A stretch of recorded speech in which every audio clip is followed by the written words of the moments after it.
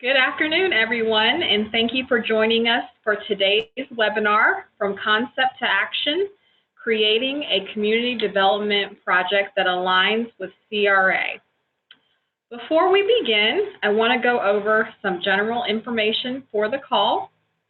All lines have been placed on mute, so if you need technical assistance, please use the chat function at the bottom of your screen and we will be happy to assist you. We will also take questions via the Q&A function, so please feel free to send those as we go along. We will also open the line towards the end of the call for any questions. The recording and the slides will be sent out via email next week, and also they will be available on our website a few days after the presentation. The views expressed today are those of the presenters and do not necessarily represent those of the Federal Reserve Bank of Philadelphia or the Federal Reserve System. I'd like to introduce today's presenters. My name is Tessa Lamel, and I'm a program manager here at the Federal Reserve Bank of Philadelphia. Along with me, we have Ellen Crane, specialist, Sydney Diabla, community engagement associate, and also Micah Spector from our last webinar is also here in the room with us as well. We'd also like to thank Claudia Hellebush of the United Way of Chester County and Mary Frances McGarity from the Chester County Economic Development Council for partnering with us on this program and distributing the information and having everyone here with us today as well. Before I turn it over to Ellen, I just wanted to give a quick overview of the LINK program in case you did not join us for the last webinar. So this is a new program that we've developed to assist in relationship building between banks and nonprofits.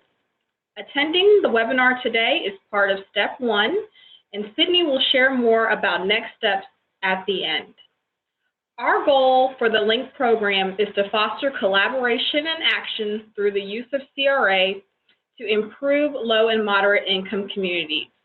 So thank you for joining us today. We look forward to your questions. And again, feel free to chat us or use the Q&A function with any questions as we go along.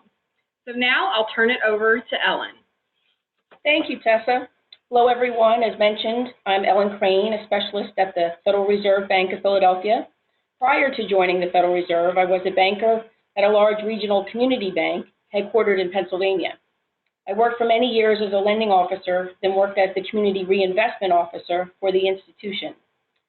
As a CRA officer, I worked with numerous local nonprofit organizations along with community development agencies where we were able to successfully partner on qualified community development projects within the community that the bank serves.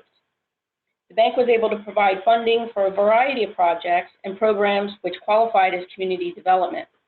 I hope to share with you some perspectives from the bank side as we look at from concept to action, creating a community development project that aligns with CRA.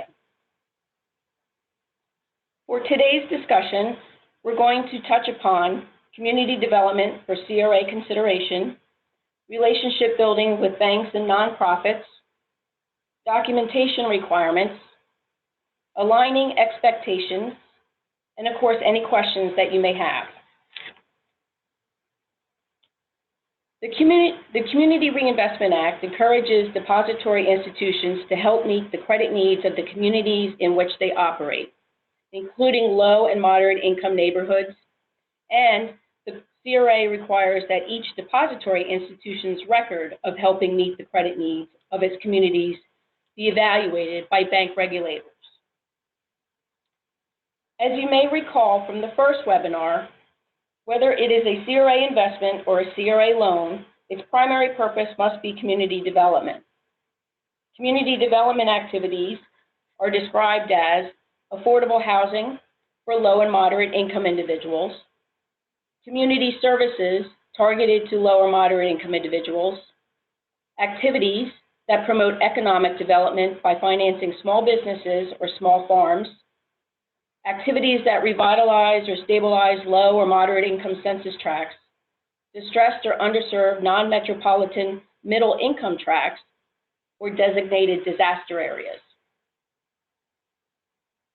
The CRA regulation defines qualified investments as an investment, deposit, membership share, or a grant that has community development as its primary purpose. Examples of an investment include support for an organization that helps finance small businesses and support for financial intermediaries, such as a community development corporation, that lend or facilitate lending to low and moderate income areas. It could also consist of a grant to a nonprofit organization who serves low and moderate income individuals. So what type of community development lending is considered under CRA? Lending consists of several things, such as finance the construction or rehabilitation of affordable housing, including multifamily development or retail units. An example of this would be the finance of construction of a 50-unit apartment building, which will provide affordable housing to low to moderate income seniors. Another example would include the rehabilitation of existing homes reserved for low to moderate income families. Community development lending also consists of support for nonprofit organizations serving low and moderate income people or areas. This could include issuing a line of credit to a nonprofit that provides child care services to low and moderate income children, or providing funds for a job training program specific to low-income residents. Community development lending includes support for community development needs or community facilities in low and moderate income geographies. An example of this would be the finance of a community recreation facility in a low-income community. The center also houses an early education center, job training program, along with senior health care facility. Funding for local, state, and tribal government community development activities. This could encompass a line of credit commitment to a county economic development revolving loan fund. The loan is in a partnership with the county to leverage other funds to promote economic development by financing small business borrowers within the assessment area. The fund supports small businesses not eligible for traditional bank loans. The program also requires one new job created for low and moderate income individuals for every $35,000 loaned to the business. A second example would include a short-term loan to a county transportation authority for the purchase of 5 new buses. The buses will be used for transportation of lower income residents in critical need of public transportation. The loan will be repaid once federal and state transportation entities reimburse the county. Community development loans include financing environmental cleanup or redevelopment of industrial sites made part of revitalization efforts. I have seen many instances where a project could not get started due to existing environmental site issues. A loan to remediate the property allows for the overall larger redevelopment to begin. Finance of economic development projects. Examples of this would encompass a revolving line of credit to a company located in a moderate income census tract. The line will support the company's plan to expand and create over 50 new jobs. Funding for the rehabilitation of a former steel plant would also qualify. The vacant site will be redeveloped into a multi-arts and cultural center to serve as a catalyst for further redevelopment within the city. Thirdly, it could also include the construction of a manufacturing facility for economic development. The new facility creates new jobs in a moderate income census tract.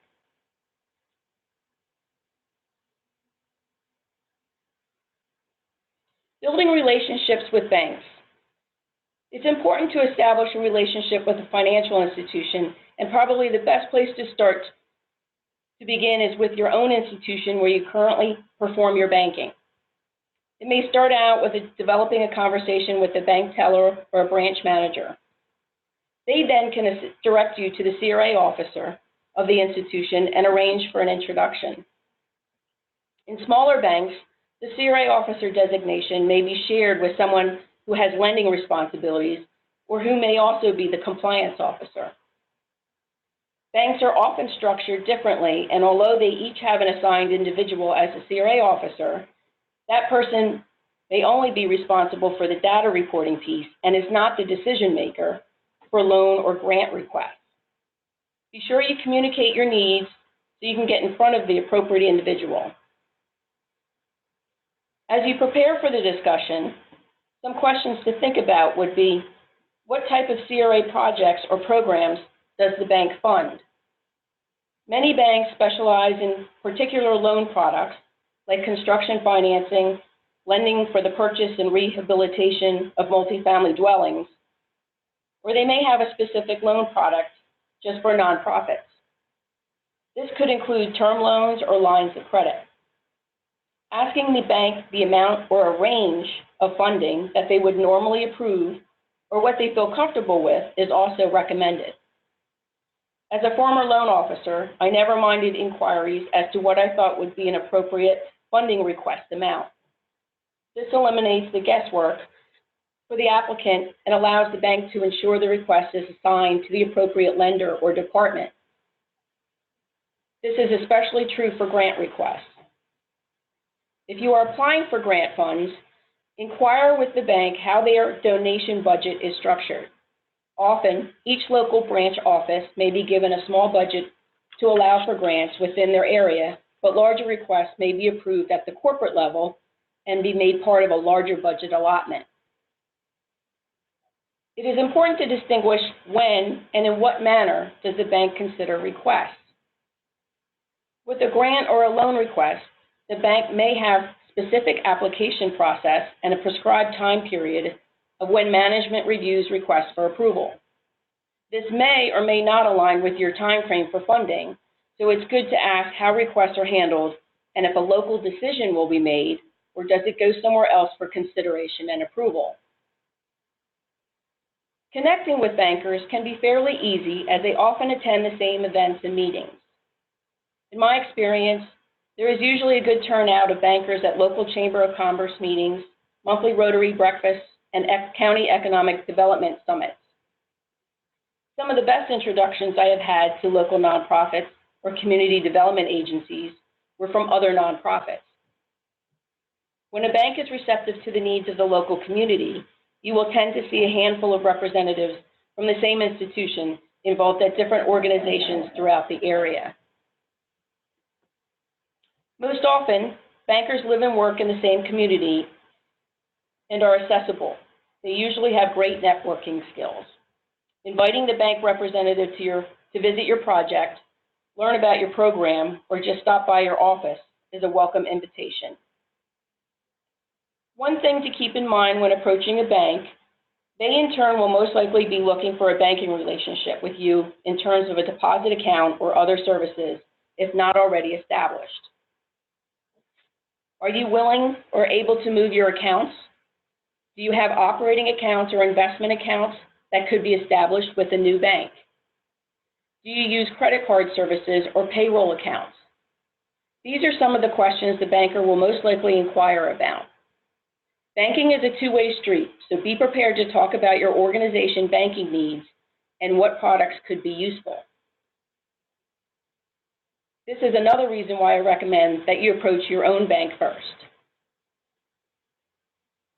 As we move on to the general documentation requirements, there are a series of documents that you will need to be able to show the bank that your project is CRA eligible and will fit into the CRA bucket.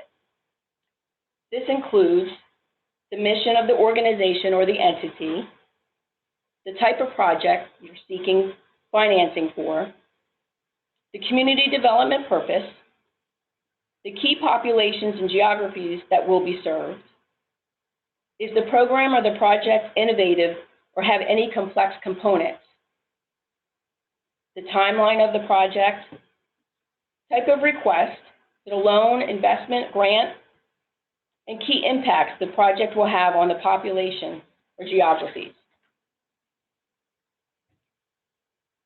So in general, what are the documentation requirements when applying for a loan? Many times, but not always, the bank will require that you complete a loan application. You will need to know who the borrower or applicant will be on the request. Are you able to offer a guarantor on the loan if needed? What type of request are you seeking? A line of credit, a term loan, possibly a mortgage loan? What collateral, if any, will secure the loan? The bank will want to see numbers associated with the CRA project. This includes the projected cash flow along with a detailed budget on the project. This will help them determine repayment ability. This is important because financial institutions are required to document sources of funds that are available to repay the loan.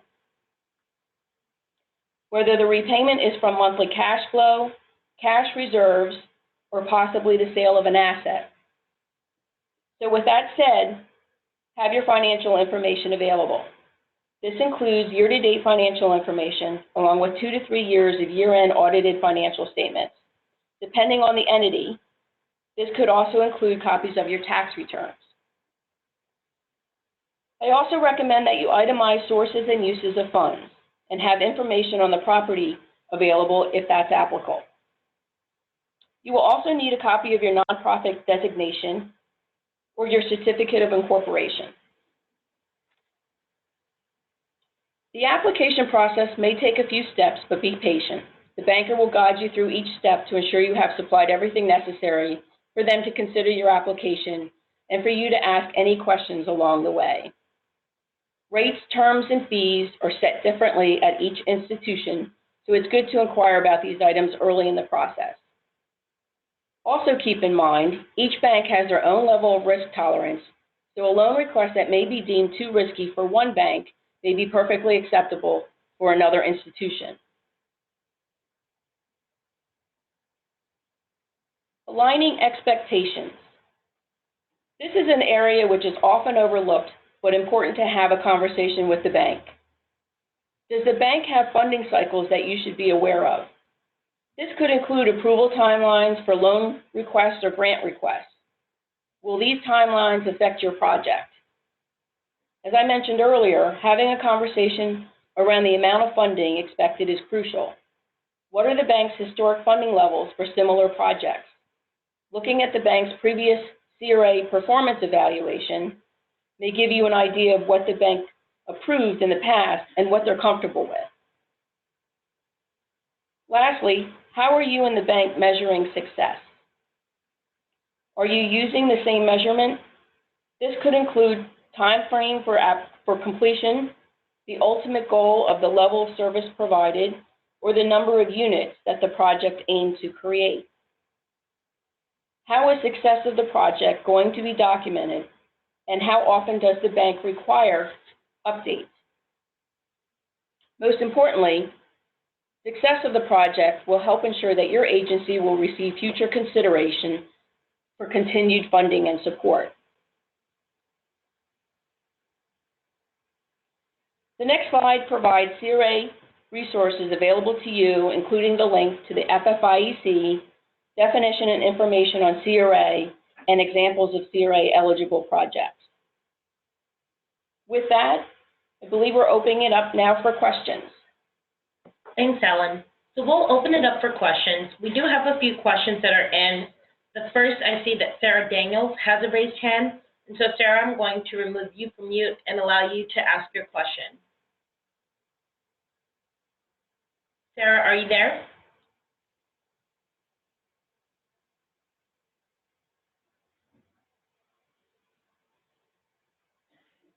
Okay, we'll move to the next question.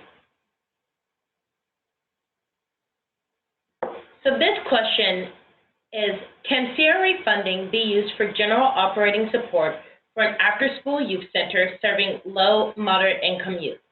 And or can CRA funding be used for capital funding grant to assist with the cost of expanding our facility, adding an outdoor skate park and a basketball court? 90% of our students receive free or reduced price lunch. In my experience, banks will fund both. It depends on the bank. I've seen capital improvement projects be funded under CRA. Usually they're done in a larger scale, but something like improvements for the the facility is common, provided it meets the qualifications for CRA, which you had pointed out, and also for operating.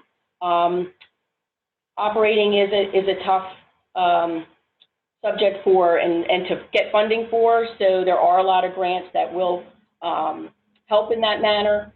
The thing I advise is that banks may not fund those on an annual basis, so it may be tough to maintain a budget yearly, looking for those same dollars, as they may not be there.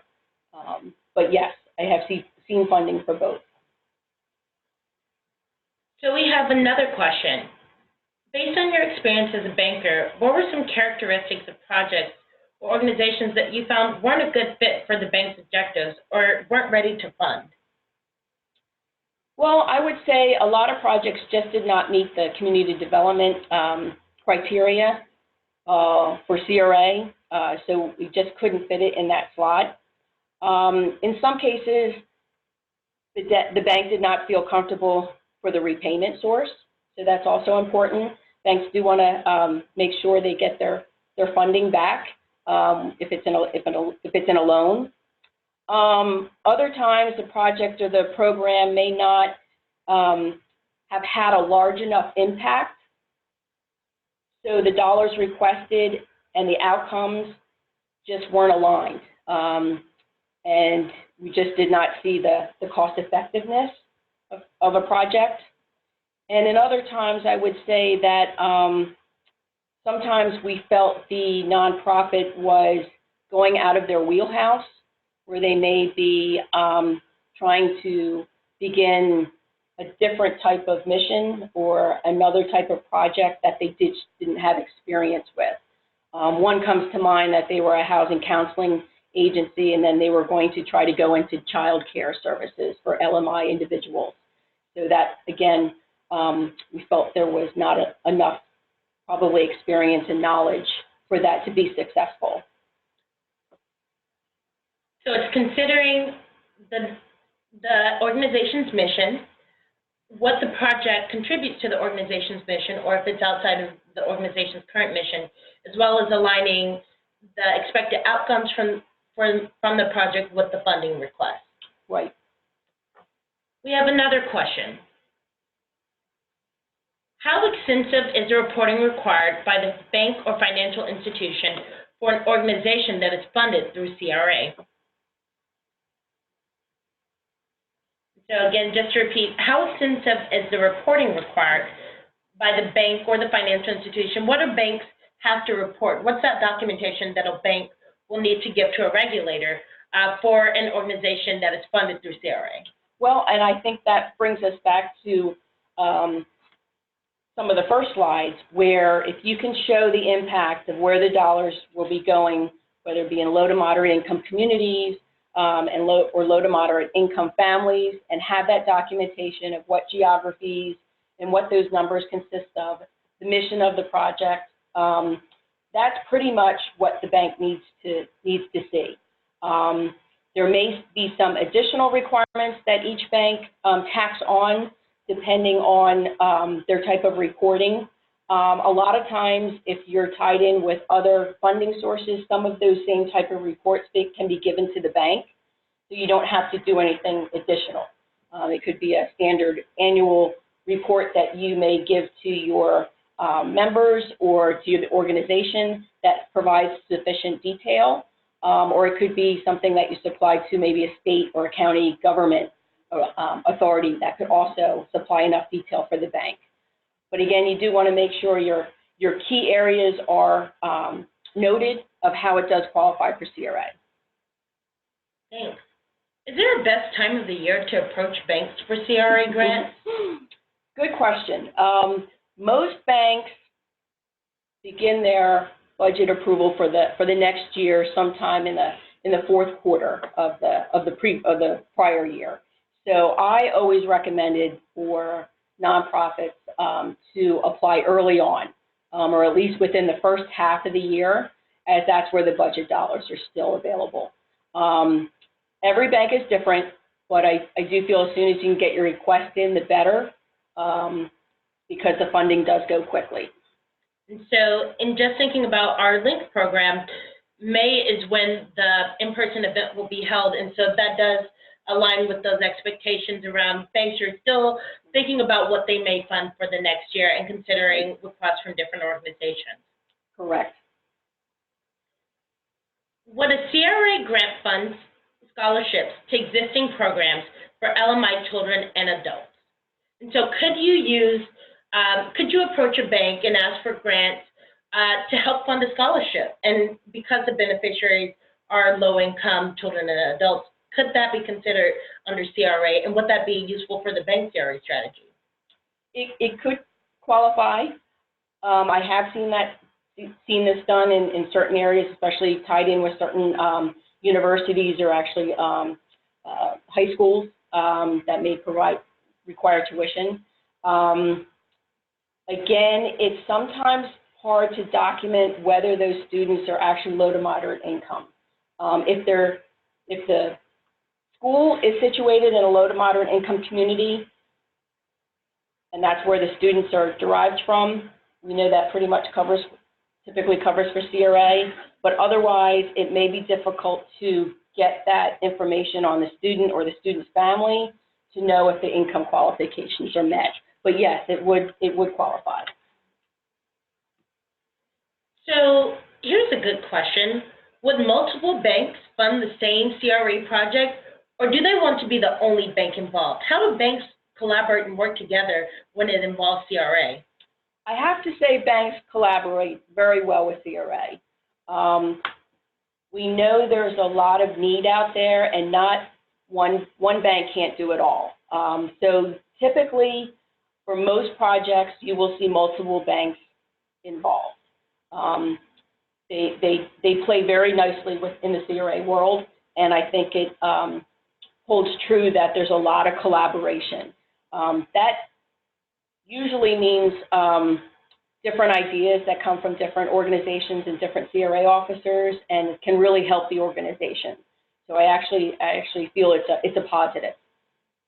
The more banks, the better. And we just had a clarifying question back to the question that was asked earlier about what does an organization need to provide to the bank after they're funded. And so after a bank has decided this is a great opportunity, we're either going to provide you with a loan or we're going to provide you with a grant. Does an organization need to do reporting back to the bank? What types of information do they continue to feed back into a bank? Well, this will be something that you should discuss with them up front, what their requirements are, whether it's with a loan or a grant. They may want, in some cases, grants are dispersed in piecemeal where you meet certain benchmarks. So the bank may not give you the entire funds at one time until you provide some documentation on how you've met the needs or have you met the goals that you've set early on.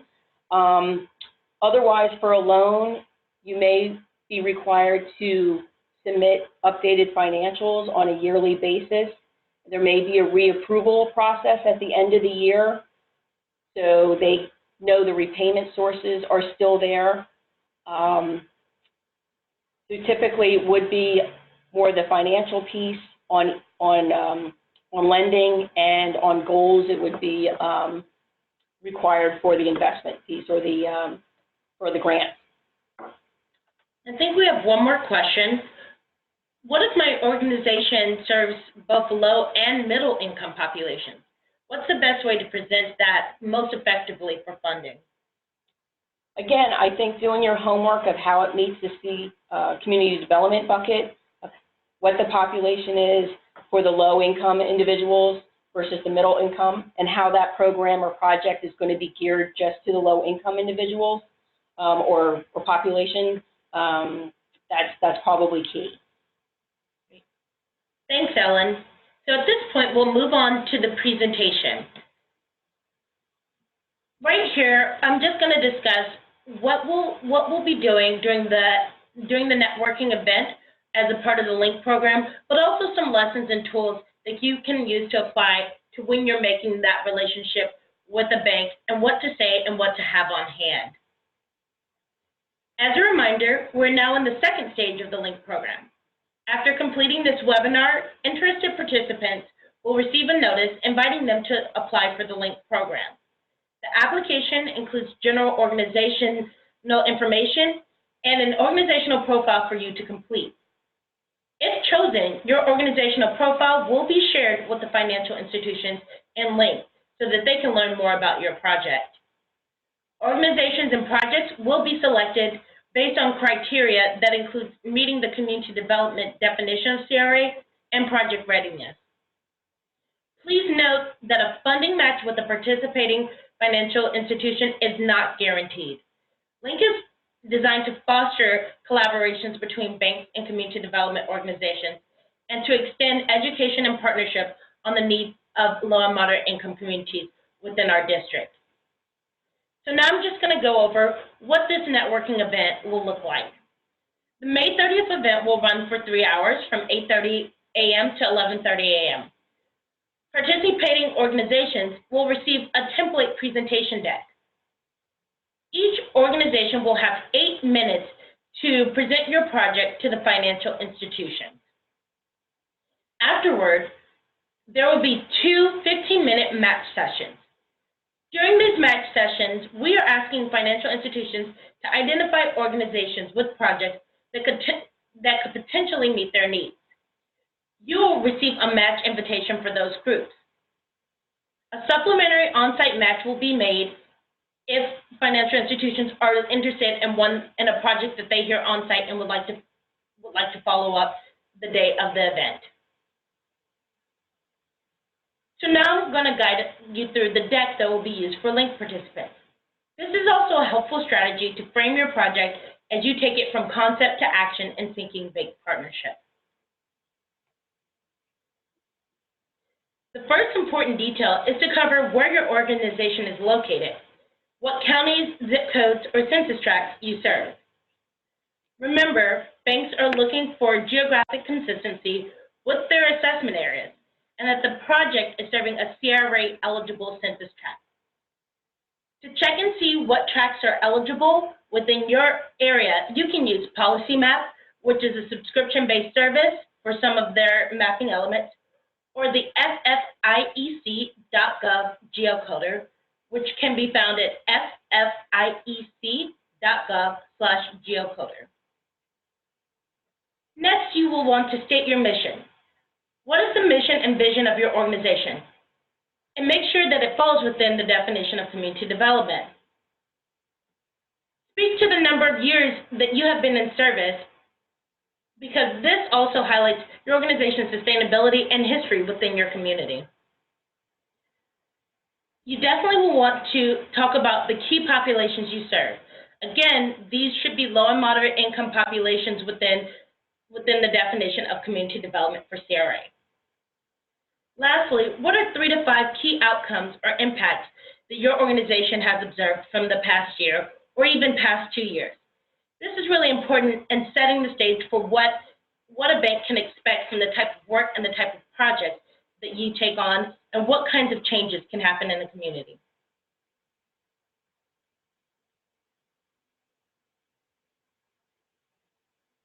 Next, you'll get into the specifics of your project. What is the specific project that you're proposing? Is it a new mixed income housing development, a financial literacy program, housing counseling services, support for vulnerable populations? State your project and give as many details as possible. What key locations will the project serve?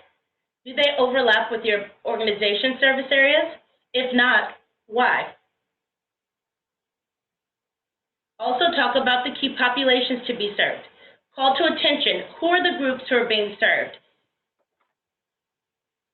You'll really want to talk about any innovative or complex components. Will it include layered funding from city, state, and philanthropic sources? Is it a unique financial product like Pay for Success? What's innovative, and then also what's innovative about the project or services being delivered? For instance, is it extending broadband to a previously unserviceable area? Will it finance new job creation for a specific vulnerable population? What's innovative about this project? Bring that information up forth because banks are very interested in seeing how their funding and their CRA strategy can include innovative and complex elements. This also helps with documentation and the documentation needs going forward. Finally, talk about how this meets a community need. Again, the goal of LINC and the goal of this work is to really provide strategic support to low and moderate income communities. How does this meet your community's needs? You'll next want to discuss your timeline.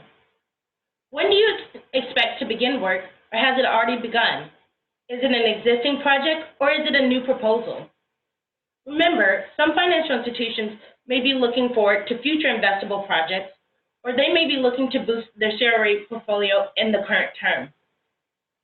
Putting this information up front helps you set the expectation with banks on what you will need to be successful. What is the timeline for investment? Are you in your initial funding stages, or are you trying to scale up and move to the next stage of the project? If it's for a loan, are you looking for construction financing or a bridge loan? You'll need to be explicit on where you are in your timeline for financing, how this funding will meet the need, and at what stage you're expecting the bank's support. Talk about the length of the project.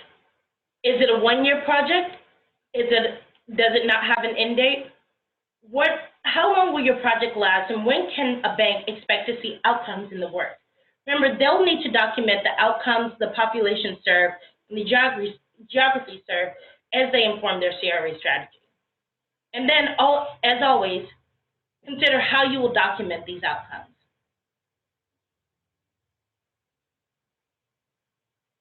Lastly, you'll just want to talk about your project in review. What are some lasting impressions that you want to leave with the financial institution? And how can this support a bank's objectives and extend the relationship between your organization and the bank, as Ellen mentioned?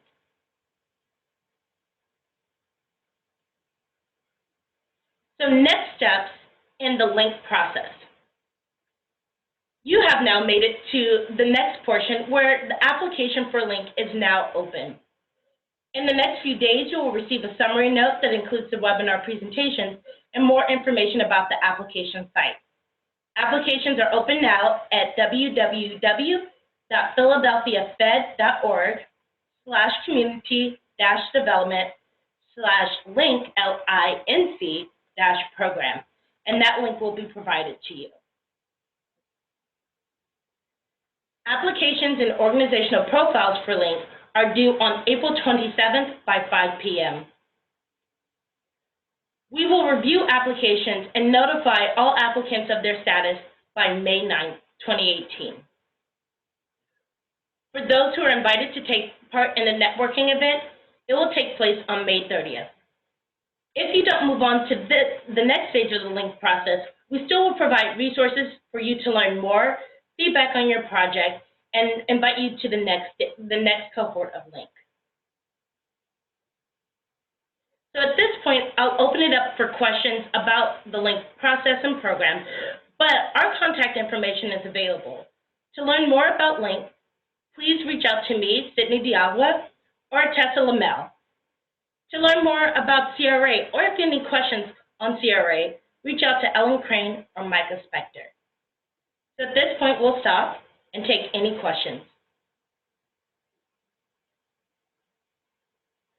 So one question we have is, what if we have more than one project that will qualify for CRA funding?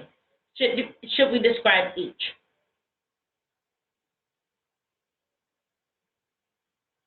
So for the LINC program, we are looking for one project that you can present. However, as you're doing the match with the banks and you have another project that you think would also fall into that relationship building piece, definitely share it. This, again, is only setting the stage for relationship building. So if you have more than one project that you think could be considered, have that conversation with the bank, talk to them about how your organization could benefit from either one of those funding opportunities.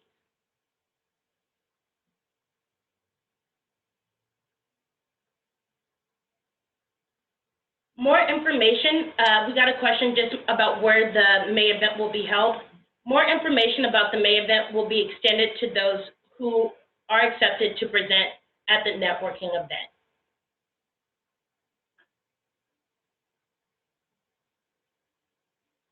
The next question we have is, what if we don't have a project but have ongoing programs that could use funding? Great question. So one, I think you're taking the first step in really learning about CRA, learning about how it can be applicable to the work that you do. If you don't have a project for this round of LINC, definitely think about your work, start that relationship building process with this information, and if you do have a project in the next term, we gladly invite you to come back to LINC and participate in the application and networking process.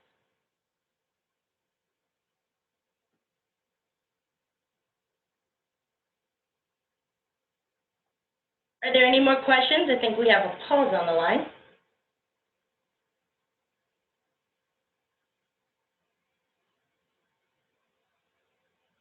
Well, great.